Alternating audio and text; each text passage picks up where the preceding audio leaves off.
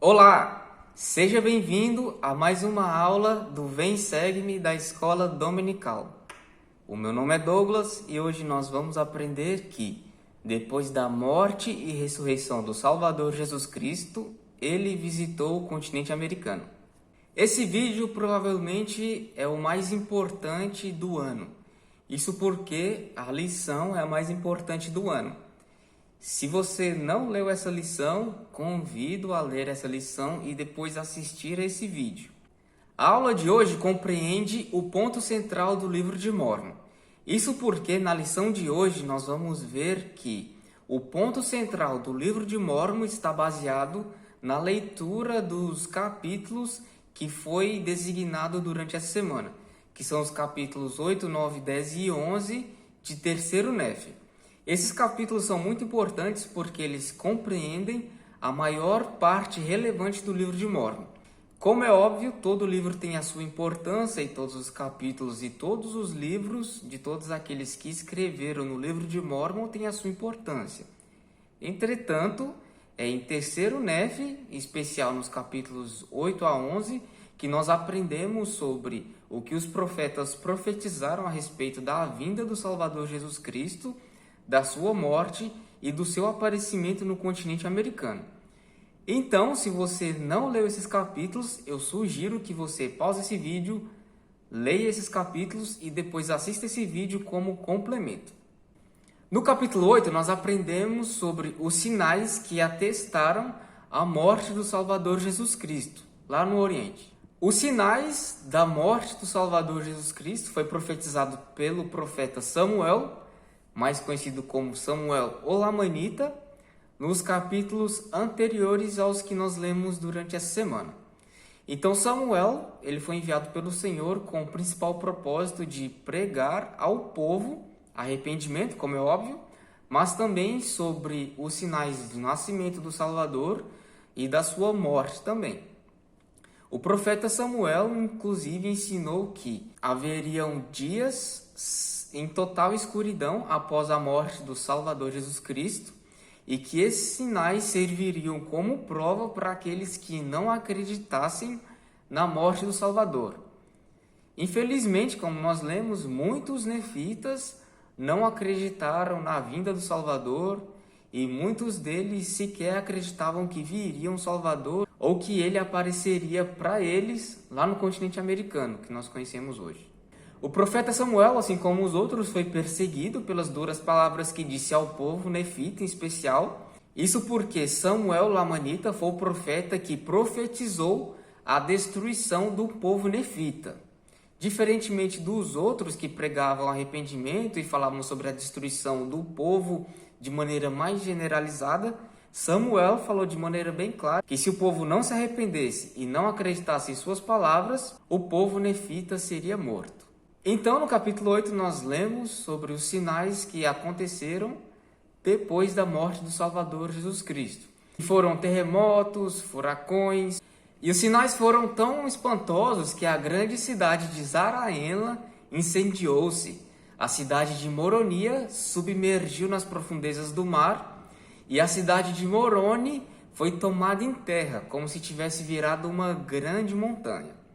Esses sinais foram um grande espanto para o povo, como é óbvio, porque aqueles que não acreditaram nas palavras dos profetas, em especial do profeta Samuel, o Lamanita, começaram a acreditar e temer muito.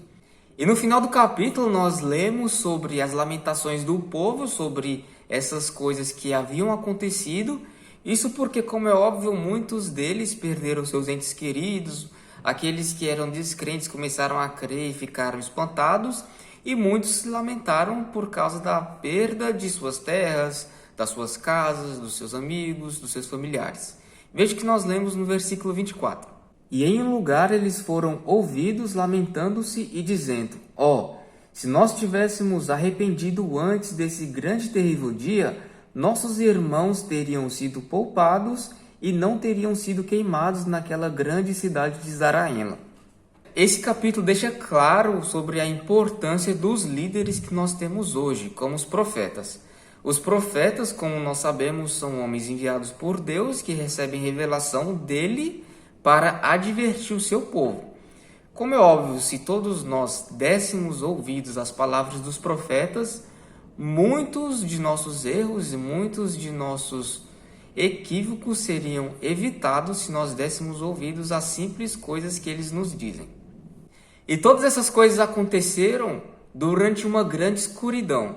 Como foi profetizado, houve 3 dias de grande escuridão como prova da morte do Salvador Jesus Cristo. Então imagine você, com certeza você já deve ter ficado sem luz, sem energia elétrica na sua casa. E realmente é um tormento especial à noite. Imagine você ficar em um local sem luz por 3 dias. Com todas essas coisas aconteceram, com cidades destruídas, com entes queridos mortos, pessoas próximas a morrer e pessoas lamentando por tudo isso que aconteceu. Com certeza nós não sabemos e não temos a mínima noção do que aquele povo sofreu ou passou por ter tido esses 3 dias em total escuridão. E depois aconteceu que, durante esse tempo, ouviu-se uma voz em que conclamava a todas as pessoas as suas iniquidades. Ouviu-se a voz do Salvador Jesus Cristo. E essa voz que foi ouvida foi a voz do Salvador Jesus Cristo. O que eles ouviram, basicamente, foi a proclamação da destruição de muita gente devido às suas iniquidades. E isso aconteceu porque, como é óbvio, aquelas pessoas não deram ouvido às palavras dos profetas. Mas não é só de lamentação que nós vemos esses capítulos durante essa lição. No capítulo 9 nós aprendemos uma coisa muito importante para todas aquelas pessoas que têm um pouco de dificuldade de reconhecer a voz do Salvador. Como é óbvio, nessa altura, eles ouviram mesmo a própria voz do Salvador. Mas hoje nem sempre acontece dessa forma e dificilmente vai acontecer. Hoje nós temos o influxo do Espírito Santo que pode nos ajudar a tomar decisões mais acertadas.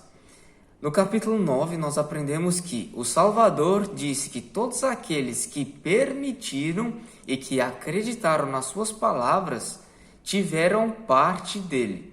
Ou seja, todos aqueles que se permitiram acreditar no Salvador e que foram corajosos ao aceitar os conselhos dos profetas, o Senhor permitiu que fizesse parte do seu povo e essas pessoas foram poupadas. Como é óbvio, muitas coisas ruins acontecem mesmo aquelas pessoas que acreditam e que fazem as coisas corretas. Porque é necessário que haja dificuldade e provação em todas as coisas com o propósito de tornar-nos mais humildes e fazer com que nós possamos aprender a vontade do Salvador. Ou seja, Cristo ensinou que todos aqueles que foram poupados, eles foram poupados porque eles eram mais justos. E em seguida, o Salvador Jesus Cristo fez uma promessa para aquelas pessoas. Veja o que nós lemos no versículo 14. Sim, em verdade vos digo que se vierdes a mim, tereis vida eterna. Eis que meu braço de misericórdia está estendido para vós, e aquele que vier, eu o receberei, e benditos são os que vêm a mim. Ou seja, basicamente precisamos acreditar nas palavras do Senhor, fazer os convênios que são necessários para um dia voltar à sua presença, então o braço de sua misericórdia estará estendido para nós. Em seguida, nós aprendemos que o Salvador Jesus Cristo ensinou ao povo que foi Ele quem criou o mundo e que criou todas as coisas que existem no mundo. Portanto, Ele era o ponto central da vida das pessoas. Todos aqueles que, obviamente, acreditassem no que havia sido ensinado pelos profetas e cumprisse com os convênios que Ele havia de ensinar, viveriam com ele e teriam a oportunidade de ter a vida eterna. Isso porque foi nesse momento em que Cristo ensinou que a lei de Moisés, como nós havíamos aprendido durante o ano inteiro, foi cumprida ali. Ou seja, o que era importante que eles aprendessem agora eram as boas novas dele, ou seja, o Evangelho de Jesus Cristo. as boas novas de Cristo. Então, ao ler esses capítulos, em especial o capítulo 9, eu fico pensando como deve ter sido para aquele povo, no meio da escuridão densa, ouvir uma voz testificar sobre as suas iniquidades, as suas abominações, ter passado por tudo aquilo, destruição da grande cidade de Zarahemla e todas as outras, e como é que foi para aquele povo receber isso? No capítulo 10 nós lemos que houve um grande silêncio entre o povo, por um espaço de muitas horas. Ou seja, o povo ficou em silêncio e aquele povo que ficou lamentando a morte dos seus entes queridos, da destruição das cidades, houve um grande silêncio. Todo mundo ficou em silêncio. Como é óbvio, foi muito espantoso para aquelas pessoas terem testemunhado uma voz, ter ouvido uma voz e, sobretudo, sobre as suas iniquidades e suas abominações. E depois disso, como é óbvio, aquelas pessoas começaram a acreditar no que os profetas haviam dito e testemunharam a voz do Salvador. Aquelas pessoas passaram por um processo rápido de arrependimento. Como é óbvio, foi necessário eles terem ouvido essa voz, mas hoje é diferente. Se todo o processo de arrependimento que nós passamos, nós tivermos que ouvir uma voz do Salvador ou do Senhor a dizer que nós estamos errados, o plano do Senhor se frustraria. O propósito é que nós acreditemos hoje nas palavras que nos são ensinadas e, como bem dito pelo Salvador Jesus Cristo, abençoados ou bem-aventurados são aqueles que acreditam e que não veem. Enquanto isso, na terra de abundância, um grupo de pessoas, na verdade uma grande multidão, se ajuntou ali à volta do templo, que ficava ali na cidade de Abundância, e começaram a falar sobre esse Jesus Cristo que havia sido testificado pelos profetas. E como é óbvio, eles devem ter conversado sobre o que aconteceu, sobre essa voz que eles ouviram, sobre todas essas coisas que haviam acontecido, a densa escuridão e tudo mais. E aconteceu que enquanto eles estavam ali conversando sobre isso, eles ouviram essa grande voz, mas eles olharam por todas as direções e não conseguiram identificar de onde a voz vinha, como é óbvio. E eles não conseguiram identificar o que eles estavam ouvindo. E aconteceu que foi ouvido novamente a voz, só que eles não conseguiram identificar e nem saber de onde vinham. E aconteceu que ouviu-se pela terceira vez. Só que na terceira vez, eles aguçaram os ouvidos. É como se eles tivessem se esforçado para ouvir a voz. E nessa terceira vez, eles conseguiram compreender o que a voz dizia. E o que essa voz estava dizendo, nós lemos no versículo 7. Eis aqui meu filho amado, em quem me comprazo e em quem glorifiquei meu nome. Ouviu. Então, essa voz que eles estavam tentando ouvir era a voz do Senhor Deus apresentando o seu Filho Jesus Cristo e ordenando que eles ouvissem-o. Então, nesse momento, aconteceu uma coisa bem especial. Aquele povo viu no meio do céu um raio de luz e dentro daquele raio de luz descia um homem. E eles viram que era o Salvador Jesus Cristo descendo naquele feixe de luz. E em seguida o Salvador falou àquele povo: eis que eu sou Jesus Cristo, cuja vinda ao mundo foi testificada pelos profetas. Então, a partir daquele momento, aquele povo teve a oportunidade de ver o próprio Salvador Jesus Cristo. E ainda assim, todos aqueles que não acreditaram no que os profetas haviam profetizado ou ouvido em seguida, puderam ver, e eles então acreditaram. Em seguida, o Salvador Jesus Cristo chamou aquelas pessoas que estavam lá em volta para que eles pudessem ir ter com ele, para que eles vissem a marca dos cravos nas mãos e nos pés dele, para que eles tivessem certeza de que ele era o Salvador. E uma pergunta que muitas pessoas se fazem é que em algumas lições anteriores nós aprendemos sobre a ressurreição. Nós aprendemos que Cristo seria o primeiro a ser ressuscitado e que, após a sua ressurreição, muitos outros ressuscitariam. E uma coisa que nós aprendemos nas lições anteriores é que, depois da ressurreição, as pessoas teriam seu corpo em sua plenitude, ou seja, o seu corpo seria perfeito. E muitas pessoas, ao lerem esse capítulo, se perguntam: mas se nosso corpo será perfeito?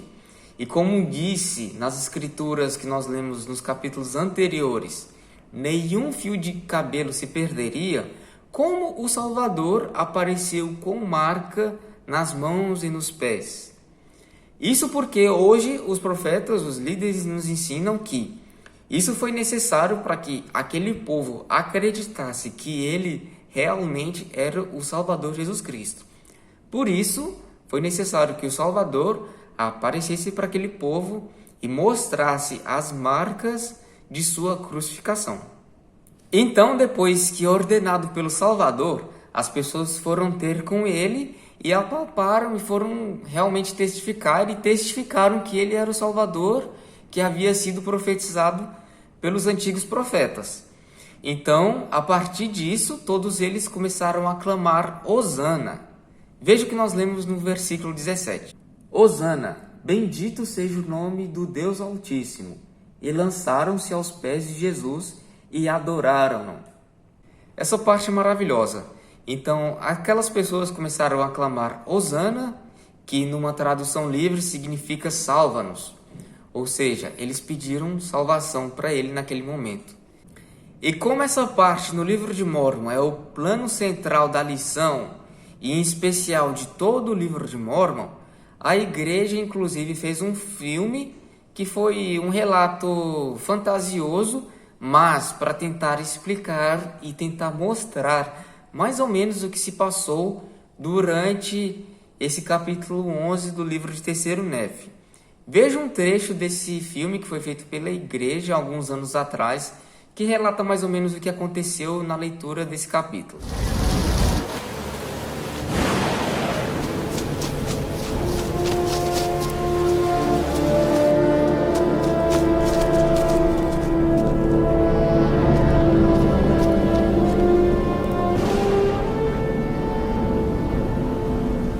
Este é o sinal de sua morte. O Messias está morto. O Messias. Jacó!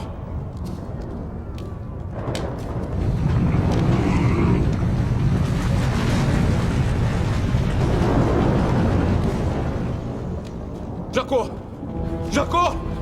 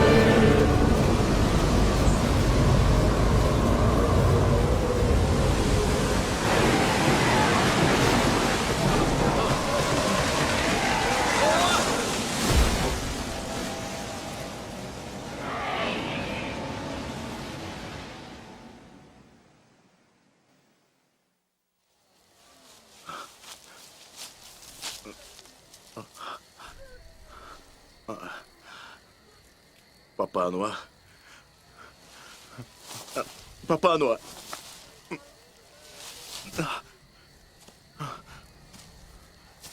Papá Noah.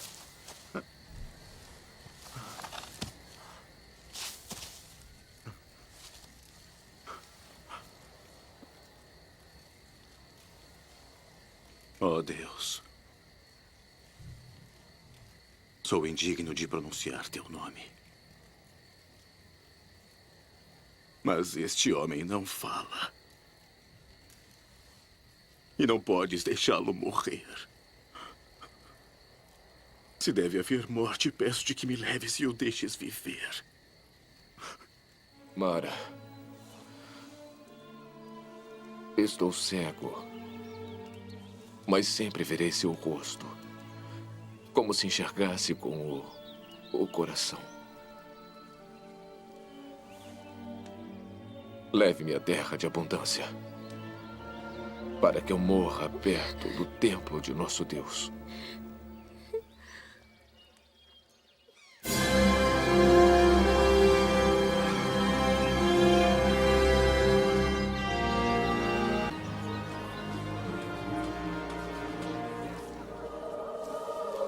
Eis aqui, meu filho amado.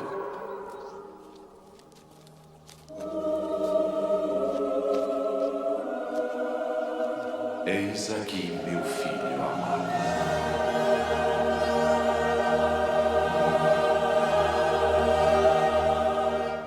Eis aqui, meu filho amado, em quem me comprazo e em quem glorifiquei meu nome. Ouvi.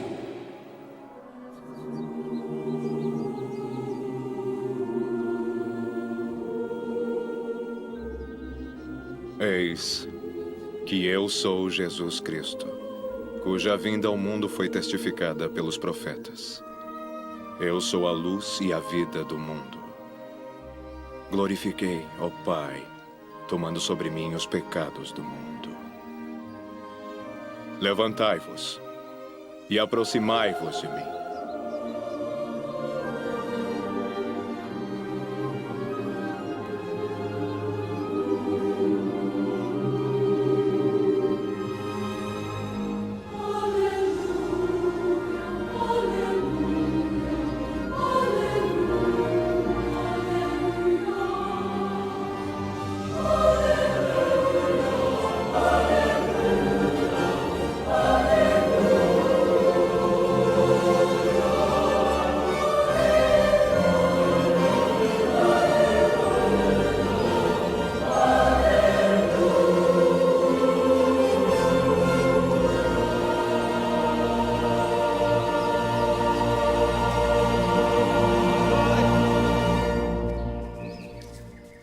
Pai! Pai, ele veio. O Messias veio. O Messias? Ele está aqui.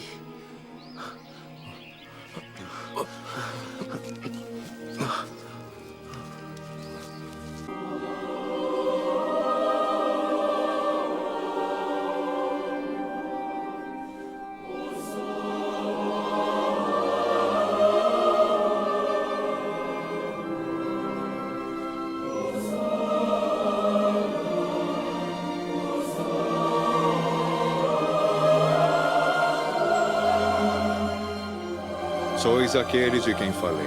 Tenho também outras ovelhas que não são deste aprisco. Também devo conduzir estas, e elas ouvirão a minha voz, e haverá um rebanho e um pastor. Vire aqui. Suba. Desça. Jacó, é ele. Sim. É ele mesmo. Sim, pai.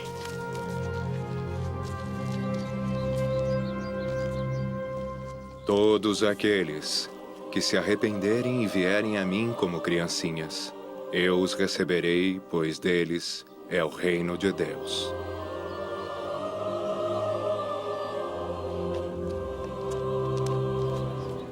Você está vendo? Sim. Conte-me. Conte-me tudo. Diga-me como ele é. O que ele está fazendo? Ele está abençoando as crianças. Ele é grandioso, pai. É tudo que o Senhor imaginou. Ele é mesmo filho de Deus. Ah, Papá Noah. Você esperou pelo Messias a vida inteira. E agora ele está aqui e por minha causa você não pode nem ter a alegria de vê-lo. Mas você o vê. E isso basta.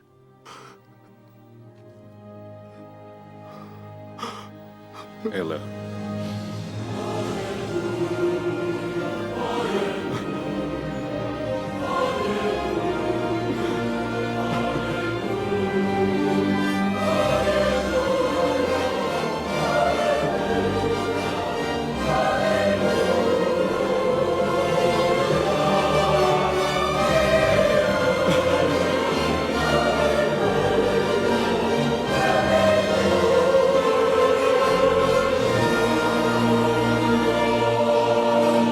Messias veio e virá novamente.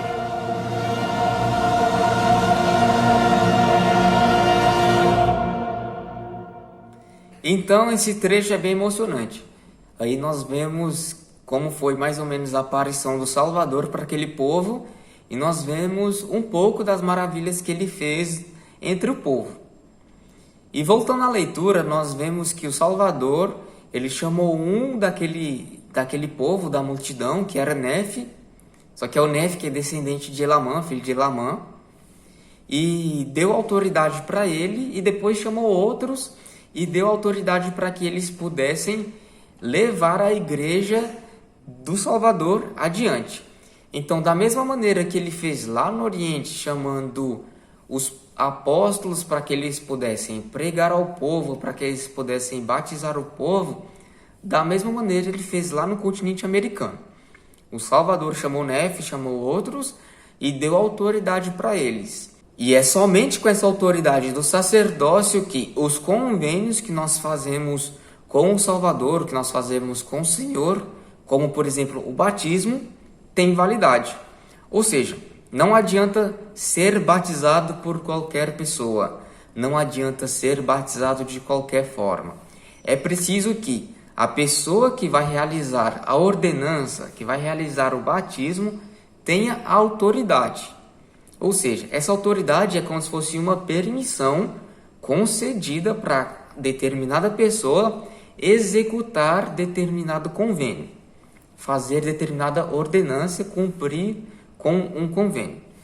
O Salvador concluiu falando a respeito da importância de ser batizado e se tornar como uma criança. Ou seja, ser puro como uma criança, sem pecado como uma criança. É muito importante, portanto, ser batizado da maneira como o Salvador instituiu por quem tem autoridade. O Salvador ordenou aquelas pessoas depois que eles pregassem o Evangelho e que eles fossem ensinar ao povo sobre o que ele ensinou e que realizassem batismos para que aquelas pessoas pudessem ser salvas no reino do Salvador Jesus Cristo junto de seu Pai. Ou seja, o batismo é necessário para que um dia nós possamos voltar à presença do Salvador. Lembro-lhe que esse vídeo é uma produção independente e para ter acesso a conteúdos oficiais, acesse o site oficial da igreja que está a aparecer na sua tela, aí no seu ecrã, e tenha acesso a conteúdos oficiais que podem ajudá-lo a tornar o seu estudo mais eficiente, mais eficaz. Lembro-lhe também que esse vídeo é apenas um recorte. Sugiro que faça a leitura conforme sugestão que está na descrição. Por favor, dúvidas, críticas ou correções nos comentários. Preste meu testemunho, eu tenho certeza que o Salvador Jesus Cristo visitou o seu povo no continente americano, que aquelas pessoas tiveram a oportunidade de ter a presença dele. Aquelas pessoas foram instruídas por ele e receberam a sua autoridade, a autoridade do sacerdócio para fazer com que os convênios tivessem validade. Preste meu testemunho, o Salvador Jesus Cristo vive e a Igreja de Jesus Cristo dos Santos dos Últimos Dias é o reino do Senhor estabelecido na terra e que os homens nessa igreja possuem a autoridade do Salvador para fazer com que os convênios que foram instituídos pelo Salvador tenham validade. Essa aula eu compartilho em nome de Jesus Cristo. Amém.